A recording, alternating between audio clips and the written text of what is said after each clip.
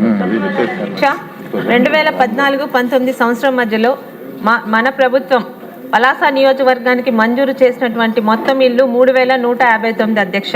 ఇందులో ఇల్లు ప్రారంభింపబడి 3024 ఇల్లు దాదాపు వివిధ దశల్లో ఉన్నాయి అధ్యక్ష. 135 ఇల్లు పూర్తి కాబడ్డాయి అధ్యక్ష. వీరికి చెల్లించాల్సిన మొత్తం 29,72,71,000 రూపాయలు అధ్యక్ష.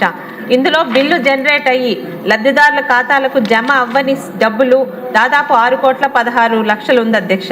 ఇదిలా ఉండగా కొంతమంది లబ్ధిదారులకు కొంత బిల్లులు పడిన తర్వాత ఆన్లైన్లో వారి డేటా డిలీట్ అయిపోయింది అధ్యక్ష. ఇటువంటి వారు దాదాపు 698 మంది ఉన్నారు అధ్యక్ష. ఇక్కడ ప్రధానంగా ఆలోచించాల్సిన విషయం ఏంటంటే అధ్యక్ష, 2019 తర్వాత అధికారంలోకి వచ్చిన వైసీపీ ప్రభుత్వం మన తెలుగుదేశం లబ్ధిదారులందరినీ సానుభూతి పరులను కూడా వాళ్ళని బిల్లు చెల్లించకుండా వారి యొక్క డేటాను కూడా డిలీట్ చేసినటువంటి దుర్మార్గమైన వైసీపీ ప్రభుత్వం అధ్యక్ష. తర్వాత మన ప్రభుత్వం వచ్చాక మళ్ళీ ఆ డేటాను ఆన్లైన్ చేయడం జరిగింది అధ్యక్ష. అయితే నేటి వరకు వాళ్ళకి బిల్లులు చెల్లించబడలేదు అధ్యక్ష.